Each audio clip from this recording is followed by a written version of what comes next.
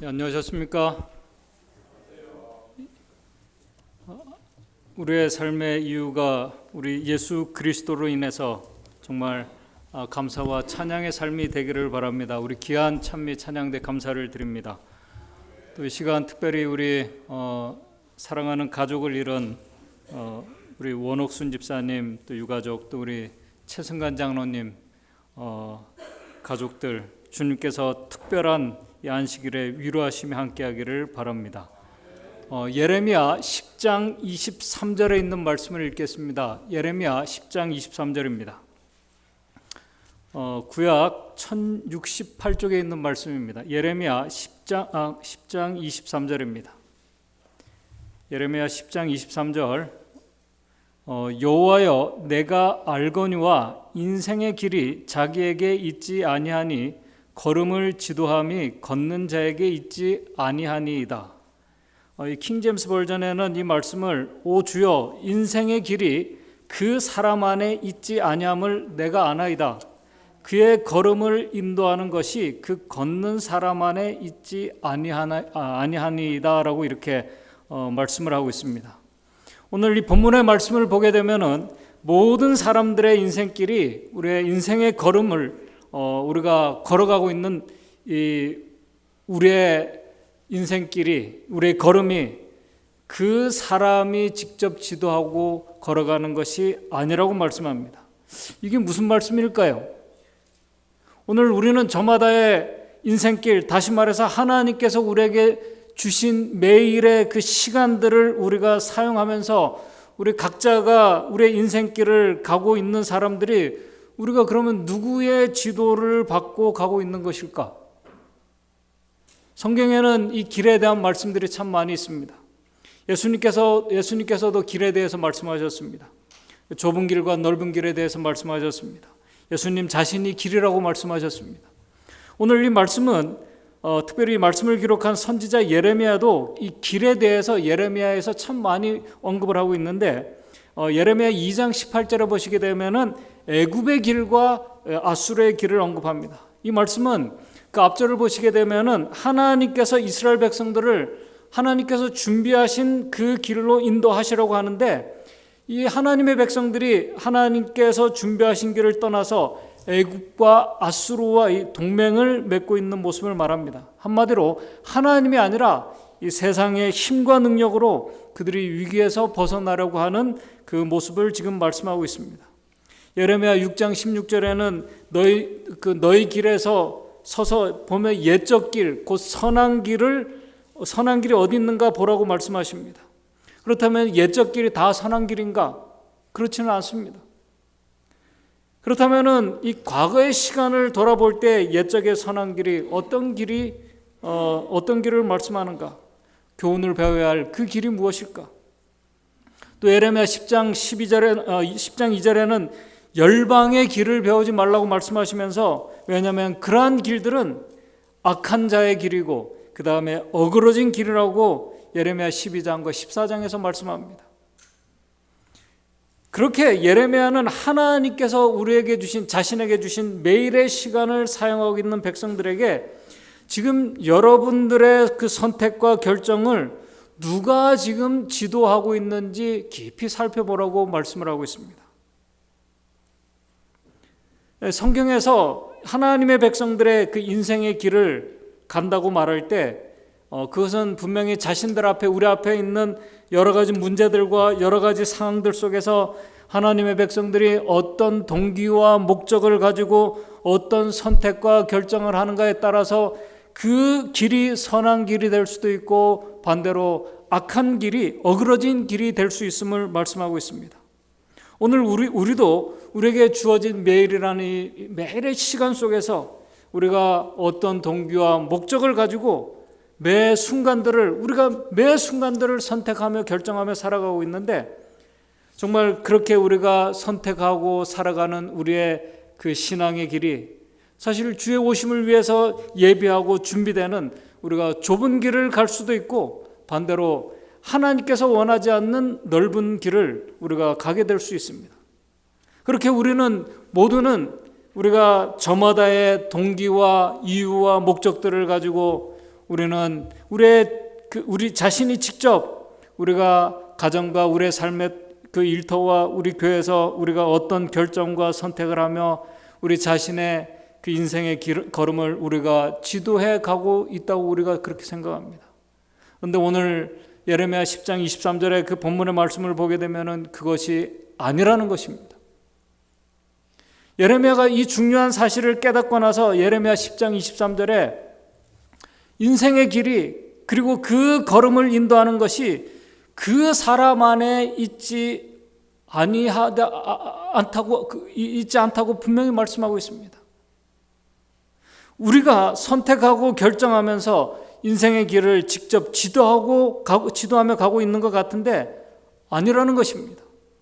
다른 누군가의 지도와 인도 속에서 우리는 매일 인생의 길을 가고 있다는 것입니다. 오늘 우리는 매일 하나님 아니면은 사단의 지도와 인도를 우리는 분명히 받으며 살아가고 있습니다. 그런데 증언의 말씀에는 그렇게 우리가 선택하고 결정하며 살아가는 그 능력, 그 힘을 우리는 의지력이라고 얘기합니다. 그것을 우리 절제생활에 보게 되면은 113쪽에 의지는, 오늘 우리가 가지고 있는 하나님께 주신 의지는 사람의 인간 본성을 지배하는 힘이라고 분명히 말씀합니다.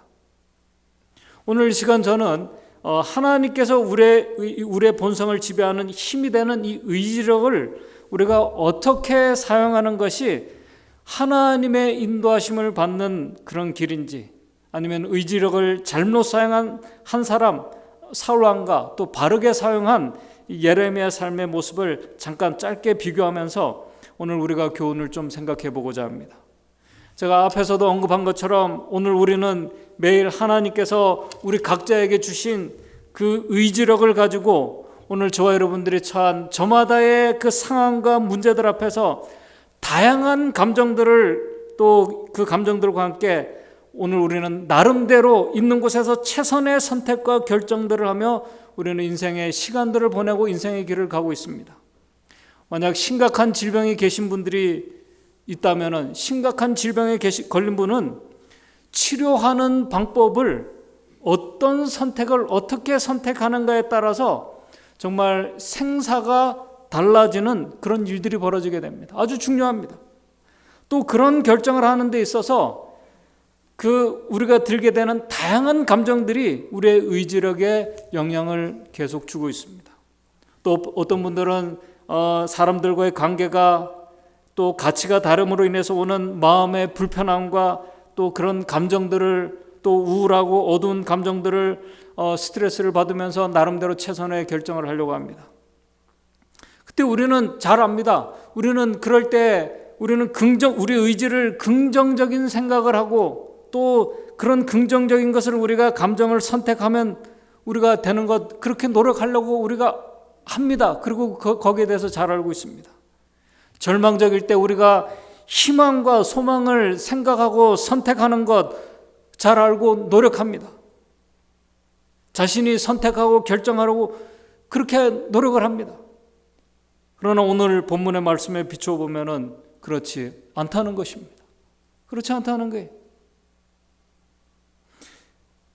그런데 오늘 이 본문의 말씀과 우리가 이제 뒤로 좀 살펴보겠지만은 성경 말씀과 증언의 말씀은 사람들의 그 연약한 의지를 우리가 어떻게 사용하면 되는가에 포커스를 맞추고 있지 않습니다. 증언의 말씀도 분명히 우리의 의지력의 사용에 대한 그 중요성에 대해서 말씀을 합니다. 아까 절제생활에서 계속 말합니다. 모든 일은 올바른 의지의 활용에 좌우된다. 선과 순결에 대한 욕망을 갖는다는 것은 그 자체가 좋은 일이다. 증언의 말씀도 중요성에 대해서 잘 우리에게 말씀하고 있습니다. 우리가 잘 알고 있어요. 그래서 우리는 우리의 의지력을 매일의 삶에서 하나님의 말씀에 순종하는 삶을 선택하기를 우리가 원합니다. 노력합니다. 성경에서 말씀하신 것처럼 우리의 의지력으로 기뻐할 수 없는 그런 상황에서, 우리가 정말 힘든 상황에서 우리는 기뻐하려고 노력하고, 왜냐하면 성경 말씀에 항상 기뻐하라고 말씀하셨기 때문에, 감사할 수 없는 상황에서도 감사하라고 우리가 범사에 감사한 삶을 선택하려고 노력합니다. 그런데 여러분들이 우리 모두가 다 경험해 보셔서 아시는 것처럼 우리의 연약한 그런 의지력을 가지고 하나님의 말씀에 온전히 순종하는 것 자체가 사실 불가능합니다. 하나님의 말씀과 율법의 말씀에 순종하는 길을 선택하려고 노력을 해도 결심을 해도 안 됩니다. 우리가 쉬운 예로 사랑할 수 없는 사람, 원수를 내 자신처럼 사랑하는 것, 예수님께서 말씀을 하셨습니다. 됩니까? 안 됩니까? 알면서도 안 돼요. 누군가의 뜻이 맞지 않을 때, 마음이 불편하고 상처를 받을 때 우리가 인내하지 말고 미워하지 말고 이해하고 사랑하고 그렇게 사랑하도록 의지를 우리가 사용하려고 해도 우리의 감정을 우리 의지력으로 컨트롤이 되지 않습니다. 그렇게 우리의 의지력으로 자신의 감정들을 마음대로 컨트롤할 수도 없는 사람이 바로 우리 자신들입니다. 사람들입니다. 절망과 슬픔과 아픔의 시간이 왔을 때 절망이 아니라 희망을 선택하고 싶은데 되지 않습니다. 하나님을 온전히 신뢰하며 순종의 삶을 살고 싶은데 온전히 믿지 못하고 순종하지 못하고 있습니다. 우리는 불의를 선택하고 싶지 않은데 의와 순결을 선택하고 싶은데 되지 않습니다. 왜 그럴까요? 교회정원 3권 466쪽에 이렇게 말씀합니다. 그러나 그대의 의지가 하나님께 굴복하지 않았다. 분명한 이유를 말씀합니다. 그러면서 중요한 말씀을 합니다. 그대의 생각은 거룩하지 않다. 예레미야 17장 9절을 보시게 되면은 만물보다 거짓되고 심히 부패한 마음을 가지고 있는 오늘 인간이, 우리의 생각이 거룩하지 못한 오늘 우리들이 우리의 자신의 의지를 바르게 사용한다는 것 자체가 불가능하다는 것입니다. 그래서 증언복음 1권 602쪽에 보게 되면 이렇게 말씀합니다. 우리가 품성의 중요성을 재림교회 성도들이 정말 많이 얘기합니다. 품성의 위력은, 다시 말해서 힘은 두 가지, 곧 우리의 의지력과 자제력으로 구성됩니다. 그런데 많은 그 사람들이 강하고 제어되지 않는 그 격정을 품성의 위력으로, 힘으로 오해하나 사실은 자신의 격정의 지배를 받는 자는 연약한 사람이다. 인간의 진정한 위대함과 고귀함은 그가 지배하는 감정의 힘에 의해서가 아니라 그가 지배받는 감정의 힘에 의해서가 아니라 그가 지배하는 감정의 힘에 의해서 측량된다라고 이렇게 말합니다. 감정을 지배하는 힘. 그런데 문제는 오늘 우리가 심히 부패한 마음을 가진 인간은, 생각이 거룩하지 못한 인간은 그 지배력을 올바로 사용할 수 없다는 것이 오늘 우리의 인간의 가장 큰 딜레마입니다. 우리의 피나는 노력으로 되는 일이 아니라는 것입니다. 그래서 종로의 계단에 분명히 말씀합니다. 18쪽에 우리의 의지력을 연단하고 잘 사용하려고 노력을 해도 사람이 변화되지 않는 이유가 바로 인간이 죄인이기 때문에 그렇다고 분명히 말씀합니다. 우리의 마음과 생각이 거룩하지 못하기 때문에, 부패했기 때문에 되지 않는다는 것입니다. 인간은 죄인이기 때문에 의지력을, 우리의 하나님께 주신 의지력을 사용하는 데도 문제가 있다는 것입니다. 그래서 하나님의 말씀은 오늘 우리의 인생의 걸음을, 우리의 그 의지력을, 우리를 지도하고 인도하며 우리의 연약한 의지력을 바르게 지도하며 사용할 수 있는 하나님께 포커스를 맞추고 있다는 사실입니다. 세상 사람들은, 많은 어떤 의학자들이나 심리학자들은 그것을 인정하지 않을지 모르지만은 하나님의 말씀은 분명히 그것을 얘기하고 있습니다. 아주 정말 중요한 말씀입니다. 그래서 잠언 16장 9절에 여러분들이 잘 아시는 말씀입니다. 사람이 마음으로 자기의 길을 계획할지라도 그 걸음을 인도하는 자는 여호와시라고 말씀합니다. 시편 27편 23절에는 여호와께서 사람의 걸음을 정해 주신다고 말씀합니다. 사람의 걸음을 정하시고 그 길을 기뻐하신다고 말씀합니다. 오늘 하나님의 말씀은 우리에게 이 중요한 원리를 알려주고 있습니다. 오늘 우리는 우리의 의지력을 바르게 사용할 수 없는 자들임을 우리가 분명히 인식하고 알아야 합니다. 그래서 성경은 죄인들의 연약한 의지력을 인도해주며 그 걸음을 정해주시는 하나님이 계심을 우리에게 말씀합니다. 그리고 그 하나님께 우리의 의지력을 믿음으로 맡기라고 말씀합니다.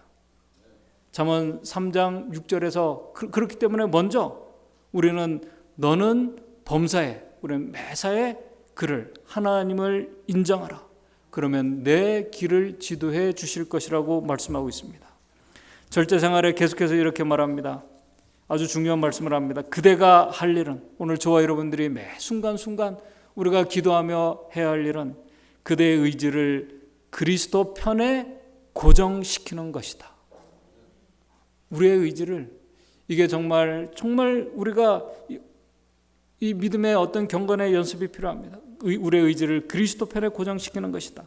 그대가 그대의 의지를 그분의 의지에 복종시킬 때, 하나님의 의지에 복종시킬 때, 증언의 말씀에 그분은 즉시 그대를 취하여 그분께서 기뻐하시는 의지를 가지고 그렇게 행하도록 그대 속에 역사하신다. 그러니까 아주 중요한 복음의 원리를 우리에게 말씀합니다.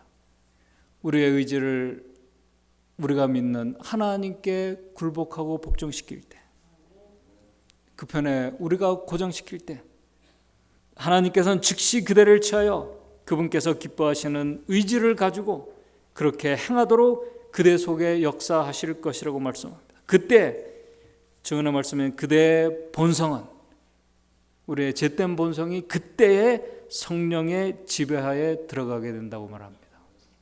그대의 생각까지도 그분께 복종케 된다고 말합니다. 여러분, 우리의 생각을 우리가 컨트롤 못합니다. 저도 그렇고 많은 그리스도인들이 오늘 이 말씀이 어떤 의미인지 사실 경험해 보지 못하고 있습니다. 성령께서 우리의 감정과 의지를 지배하는 이 상황이 어떤 것인지 잘 우리가 경험하지 못합니다. 우리는 우리의 의지를 가지고 우리가 선한 것을 선택하도록 하나님께 능력을 구하는 것으로 생각합니다. 우리는 우리의 의지력을 가지고 바르게 사용해서 죄의 유혹을 이기고 승리하는 것으로 생각합니다. 그러나 그것은 평생 가도 이루어지지 않는 일입니다. 그것이 아닙니다. 우리 선악간의 싸움을 우리가 얘기합니다. 우리의 선악간의 싸움은 바로 우리의 의지력을 우리가 하나님께 매일 굴복해 하는 싸움입니다. 그것이 가장 치열한 선악간의 싸움입니다. 그분께서 우리를 사용하시도록 그러기 위해서 그분께서 우리의 의지가 완전히 굴복되어야 하는 것입니다. 우리의 죄된 자가 우리의 의지를 하나님께 굴복해 하는 것이 인생에서 가장 치열하고 힘든 선악간의 싸움이라고 증언의 말씀은 분명히 말씀합니다. 그래서 그대의 의지를 그리스도께 복종시킬 때 그대의 생각은 그리스도와 함께 하나님 안에 숨겨진다. 그대는 모든 정사와 권세보다 우월한 능력에 연합하게 된다. 그대를 하나님의 능력에 굳게 메어둘 힘을 바로 그때 하나님께서 우리에게 하나님의 능력에 굳게 메어둘 힘을 그분께로 받게 되고 새로운 생애, 곧 믿음의 생애가 가능케 된다라고 말씀합니다. 그대의 의지를 그리스도 편에 두어 하나님의 성령과 협력하지 않는 한 그대를 향상시키는 일에는 결코 성공할 수 없다라고 말합니다. 그러나 안타깝게도 성경의 이 일에 실패한 사람들 가운데 아까 말씀드린 한 사람이 바로 사울 왕이었습니다. 사울 왕은 한때 겸손하며 하나님을 온전히 신뢰했던 사울 왕이 자신의 의지를 하나님께 완전히 맡기지 못했습니다. 오히려 사울은 자신의 의지를 사용해서 하나님을 찾고 그분에게서 도움을 받으려고 노력했습니다. 이거는 맞는 말 같은데 아주 정말 다른 말입니다. 그는 자신의 의지를 사용해서 하나님을 찾고 하나님께 그 의지를 정말 하나님의 도움을 받으려고 했어요. 하나님께 맡긴 것이 아니었습니다. 우리 증언의 말씀은 우리 증언의 말씀을 보게 사실은 사단에게 그 의지를 맡긴 것이라고 말합니다. 오늘 우리는 내 의지를 가지고 내가 내 마음대로 어떤 선택과 결정을 한다고 하는데 자신의 의지를 사용하는 그 자체가 하나님이 아닌 사단의 지도를 받고 있다는 사실을 많은 사람들이 인식하지 못합니다. 정말 인식하지 못해요. 사울은 블레셋과의 전쟁에 앞서서 하나님께서 그에게 여러분들이 잘 아시는 것처럼 성경을 보게 되면 꿈으로도 우림으로도 선지자로도 응답해 주지 않았습니다. 그렇게 되자 그는 자신의 힘으로 하나님을 찾아가려고 노력했습니다. 왜냐하면 하나님의 음성을 듣기를 원했기 때문에. 그에게 역사하시는 성령의 역사를 그가 거절하면서도 그는 하나님께서 그에게 말씀해 주시기를 원했고 자신을 도와주기를 원했습니다. 오늘 우리가 이런 이기적인 신앙을 하는 그리스도인들이 의외로 많이 있습니다. 어려움에서 벗어나기 위해서, 어떤 위기에서 벗어나기 위해서 이런 우리가 신앙으로 우리가 살아갈 때가 있습니다. 부자 선지자 676쪽에 이렇게 말합니다. 그가 하늘이 제정한 교통의 통로를 차단하고도 하나님의 응답을 받으려고 기대할 수 있었을까? 그가 은혜의 성령을 멀리 떠나 범죄하고도 여호와께로부터 꿈이나 계시를 통하여 응답을 받을 수 있었는가? 사울은 겸손과 회개로 하나님께 돌아오지 않았다. 그가 갈망한 것은, 사울이 지금 이 블레셋과의 전쟁에서 갈망한 것은 죄에 대한 용서도 하나님과의 화해도 아니요 오직 그의 원수로부터의 구원이었다. 오늘 우리가 이런 식으로 기도할 때가 얼마나 많이 있지 않습니까? 그래서 그가 하나님의 응답을 받기로 의지를 사용한 것이 뭡니까? 엔돌의 무당을, 신접한 사람을 찾아가는 것이었습니다. 하나님의 음성을 듣기 위해서 신접한 사람을 찾아가는 것이 그가 사용한 의지를 가지고 사용한 선택이었습니다. 하나님께서 죽이라고 한 사람, 그 신접한 사람을 그가 몰래 찾아가서 하나님의 응답을 구하고 있는 이 어그러진 길에 들어서 있는 사울왕의 모습을 우리가 성경을 통해서 배우게 됩니다. 그러나 이 사울왕과 달리 오늘 본문의 말씀을 한 예레미야는 달랐습니다. 잘 아시는 것처럼 예레미야는 그 40년 동안 이 마지막 이스라엘의 유다의 멸망을 보면서 그의 40년 사역은 인간적인 안목으로 볼 때 정말 하기 싫은 사역이었습니다. 저 같아도 예레미야 같은 그런 사명이 주어지면 정말 거부할 것 같습니다. 백성들이 듣기 좋아하는 기별이 아니었습니다. 그들이 듣기 싫어하는 심판의 기별, 하나님께로 돌아가기를 거절하면 결국 여러분들 바벨론에 의해서 멸망당하고 불행한 이 포로의 신세가 돼서 심판을 받게 된다는 기별이었습니다. 그러므로 회개하고 하나님께 돌아오십시오. 그러면 하나님께 여러분들께서 회복의 길을 인도해 주실 것이라는 그의 기별이었습니다.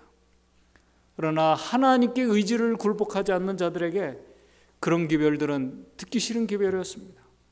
얼마나 듣기 싫었으면 여러분들 예레미야의 고향이 아나도시입니다. 그가 고향으로 돌아가려고 했을 때 고향 사람들이 예레미야를 죽이려고 했습니다. 예레미야는 이 제사장 가문입니다. 예레미야를 죽이려고 했어요. 그래서 예레미야가 생명의 위협을 받고 두려움을 느끼게 됩니다. 그래서 예레미야가 고향 땅에서 한 2.5마일 떨어진 예루살렘으로 그의 거주지를 옮깁니다. 그런데 예루살렘으로 옮겼을 때, 그의 거주지를 옮겼을 때 그는 바벨론에게 여러분들을 항복하시오라는 그 기별들을 전하면서 그는 오히려 백성들에게 고향 땅에서도 그가 반기지 못하고 그 예루살렘 성 안에서도 매국노라는 누명과 오해 속에서 더 큰 생명의 위협을 그가 받게 되었습니다. 예레미야 38장 2절에서 4절을 보시게 되면 이렇게 말씀을 하고 있습니다. 예레미야 38장 2절에서 4절입니다. 예레미야가 백성들에게 이렇게 선포합니다. 예레미야 38장 2절에서 4절입니다. 여호와께서 이같이 말씀하시되 이 성에 머무는 자는 칼과 기근과 연병에 죽으리라. 그러나 갈대아인들은 바벨론 사람인 말이에요. 갈대아인들에게 항복하는 자는 살리로다. 백성들에게 항복하라는 것입니다. 그런데 거짓 선지자들은 하나님께서 지켜주실 것이라고 말합니다. 하나님께서 보호해 주실 것이라고 거짓 선지자들은 얘기를 합니다. 그러나 예레미야는 그 이방인들에게, 하나님을 숭배하지 않는 사람들에게 항복하라고 말합니다. 그렇게 하지 않으면 칼과 기근과 연병에 죽게 될 것이라고 말합니다. 그러면서 항복하는 자는 살리라, 그의 생명이 노량물을 얻은 같이 살리라. 3절입니다. 나 여호와가 이같이 말하노라, 이 성이 반드시 바벨론 왕의 군대의 손에 붙이리니 그가 취하리라 하셨다 하는지라. 이 말을 들은 사람들이, 백성들이, 이에 그 방백들이 왕께 고하되, 이 사람이 백성의 평안을 굳지 아니하고 해를 구하오니 청컨대 이 사람을 죽이소서. 그가 이같이 말하여 이 성에 남은 군사의 손과 모든 백성의 손을 약하게 하나이다. 이 사람 죽여야 됩니다. 방백들이 선지자를 죽이려고 합니다. 그래서 선지자들을 잡아서 예레미야 38장 6절입니다. 38장 6절을 보게 되면은 그들이 예레미야를 취하여 시대 뜰에 있는 왕의 아들 말기야의 구덩이에 던져 넣을 때 예레미야를 줄로 달아 이 구덩이에 내렸는데, 그 구덩이가 어떤 구덩이에요? 여러분들이 잘 아시는 것처럼 구덩이에는 물이 없고 진흙뿐이므로, 아주 이 진흙뿐이므로 예레미야가 진흙 중에 빠졌더라. 여러분들, 사람 몸이 진흙에 빠지게 되면은 혼자 나오기 힘듭니다. 구덩이에 빠진 선지자입니다. 진흙 구덩이에. 오늘 우리가 이런 입장에 처한다면 어떤 감정이 들까요? 선지자는 자신이 부름을 받기 시작할 때부터 그의 사역이 끝날 때까지, 40년 사역이 끝날 때까지 그는 같은 믿음의 형제들과 같은 민족들이 그를 끝까지 거절하고 반대하고 죽이려는 그 위협 속에 있었습니다. 예레미야는 그래서 눈물의 선지자라고 말합니다. 그럼에도 예레미야가 오늘 본문의 말씀, 인생의 길이 자기에게 있지 아니하고 그 걸음을 인도하는 것이 그 사람에게 있는 것이 아니라 하나님에게 있다는 그 말씀을 그가 강하게 할 수 있었던 이유가 있습니다. 그 이유는 예레미야는 자신을 부르신 하나님에 대한 온전한 믿음과 신뢰가 있었기 때문이었습니다. 그의 연약한 의지를 그분께 그가 맡길 수 있었기 때문에 그가 오늘 본문에 인생의 길이 나에게 있는 것이 아니라 내 걸음을 지도하는 하나님께 있다고 그가 말할 수 있었습니다.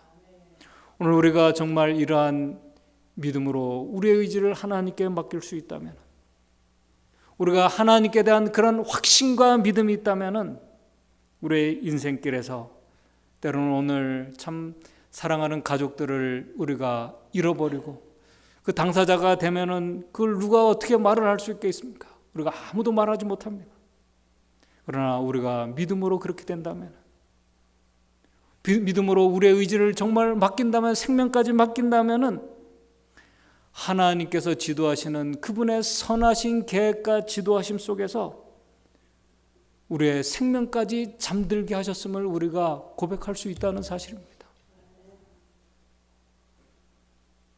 하나님께서 선하게 인도해 주실 것을 믿기 때문에 가능한 것이요. 부자 선지자 419쪽 420쪽에 이렇게 말합니다. 예레미야는 이렇게 얘기합니다.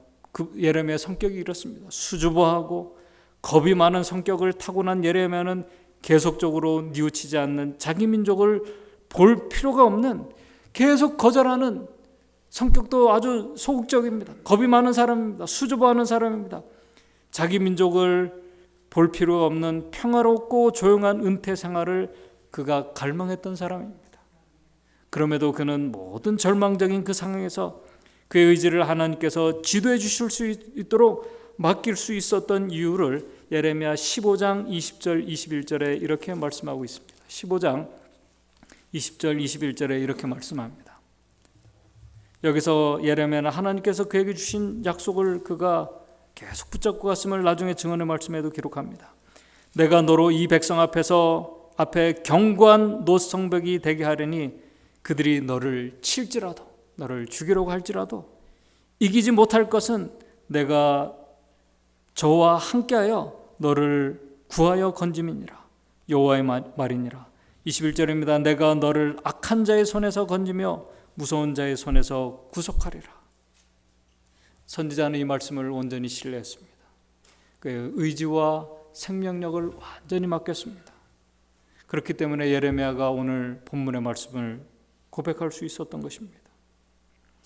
오늘 우리도 지금 우리의 신앙의 여정의 길과 또 오늘 우리의 교회의 길을 정말 선한 길로, 생명의 길로 지도하고 인도하는 자가 오늘 우리가 아니라, 오늘 우리 자신들이 아니라 하나님이심을 우리가 온전히 믿게 되시기를 바랍니다.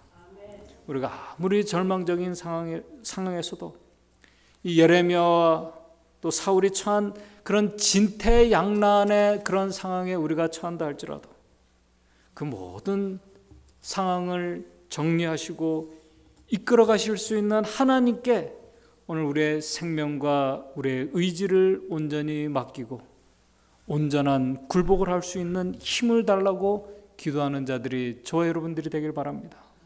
제가 이 증언에 있는 말씀, 선지자왕과 절제생활에 있는 말씀을 읽으면서 오늘 말씀을 정리하도록 하겠습니다. 선지자왕 420쪽입니다. 예레미야는 청년 시절과 또한 봉사의 후기 동안에 겪은 경험으로 인생의 길이 자기에게 있지 아니하니 걸음을 지도함이 걷는 자에게 있지 아니하다는 교훈을 그가 배웠다. 그는 여호와여 나를 징계하옵시되 너그러이 하시고 진노로 하지 마옵소서. 주께서 나로 없어지게 하실까 두려워하나이다. 고 기도하기를 배웠다. 예레미야는 시련과 슬픔의 잔을 마시라는 요청을 받을 때 정말 우리가 받아들이기 힘든 그런 슬픔과 시련의 잔을 마시라는 요청을 받을 때 고통 중에 나의 힘과 여호와께 대한 내 소망이 끊어졌다라고 말하도록 유혹을 받을 때에도 우리가 그런 상황이 되면 절망하고 자포자기하면서 우리는 나의 힘과 여호와께 대한 내 소망이 이제 다 없어졌다고 우리도 그렇게 생각하고 말할 때가 있습니다. 그렇게 말하도록 유혹을 받을 때에도 자기를 위한 하나님의 섭리를 그가 회상하고 의기양양하게 부르짖었다. 뭐라고 부르짖었냐면 여호와여 여호와의 자비와 긍휼이 무궁하심으로 우리가 진멸되지 아니함이니이다. 이것이 아침마다 새로우니 주의 성실이 크도소이다. 내 심령에 이르기를 여호와는 나의 기업이시니 그러므로 내가 저를 바라리라 하도다. 무릇 기다리는 자에게나 구하는 영혼에게 여호와께서 선을 베푸시는도다. 사람이 여호와의 구원을 바라고 잠잠히 기다림이 좋도다라고 그가 고백을 하였습니다. 다시 절제생활에 있는 아까 113쪽에 있는 말씀을 읽으면서 정리합니다. 그대가 할 일은 오늘 저와 여러분들이 정말 예수 그리스도를 우리가 온전히 믿는 사람이라면 우리가 그분을 온전히 의지하고 이 재림신앙을 가는 성도들이라면 우리가 할 일은 우리의 의지를 그리스도 편에 고정시키는 것이다. 그대가 그대의 의지를 그분의 의지에 복종시킬 때 그분은 즉시 그대를 취하여 그분께서 기뻐하시는 의지를 가지고 그렇게 행하도록 그대 속에 역사하신다. 오늘 이 말씀의 의미가 무엇인지 그대의 본성은 성령의 지배하에 그때 들어가게 됩니다. 그대의 생각까지도 복종케 된다는 이 말씀의 의미가 무엇인지 여러분들이 꼭 여러분들의 어려운 그 상황과 문제들과 또 여러분들의 기도 속에서 이 말씀의 의미를 여러분들이 경험하게 되시길 바랍니다. 하나님 앞에 우리의 의지를 굴복할 수 있도록 성령의 능력을 구하게 되시길 바랍니다. 오늘 그 힘을 구하는 우리의 한 주일의 또 삶이 되길 바랍니다.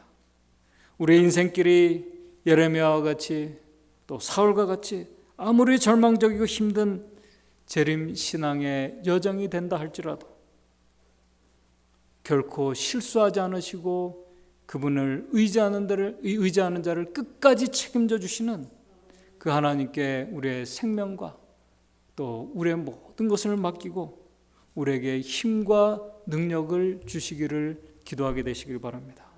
변화케 하시는 하나님께서 변화케 하시는 그 능력을 온전히 우리가 하나님께 우리의 의지를 맡기고 하나님께 완전히 굴복할 때 우리에게 역사하시는 그 능력을 우리가 경험하게 되시길 바랍니다. 그것이 오늘 저와 여러분들이 싸워나가야 할 선악간의 대쟁투입니다. 그렇게 승리하는 자들이 바로 믿음으로 하나님께 우리의 의지를 완전히 맡긴 자들입니다. 오늘 그러한 성도들이 저와 여러분들 되시기를 바라면서 말씀을 마치도록 하겠습니다. 하늘에 계신 하나님 아버지, 이 시간 우리의 연약한 의지를 주님께 맡기기를 원합니다. 우리가 맡기려고 해도 우리의 자신이 그 의지를 사용해서 우리 스스로 하려고 할 어떤 일들을 해결해 나가려고 할 때가 참 많았음을 고백하게 됩니다. 기다리지 못하고 인내하지 못하고 하나님의 음성을 듣지 못하고 우리가 우리의 인생의 걸음을 지도하며 나가려고 했던 저희들의 마음을 고백하게 됩니다. 그렇게 하지 않도록 도와주시고 온전히 우리의 의지를 하나님 편에 두고 굴복하는 그 경험이 그 주님께 맡길 때 하나님께서 우리에게 역사해 주시고 우리의 생각과 감정과 모든 것을 지배해 주시고 인도해 주시는 하나님의 그 능력과 은혜를 우리가 경험하기를 원합니다. 우리가 슬픔과 어려움과 절망적인 상황에서도 하나님께 맡길 때 주님께서 우리에게 슬픔 중에도 기뻐하고 고통 중에도 우리가 감사할 수 있는 하나님의 은혜를 우리가 그 능력을 경험하기를 원합니다. 하나님께서 우리와 함께 하심을 경험하는 또 한 주일의 삶이 될 수 있도록 주님 인도해 주시옵소서. 예수님의 이름으로 기도드리옵나이다.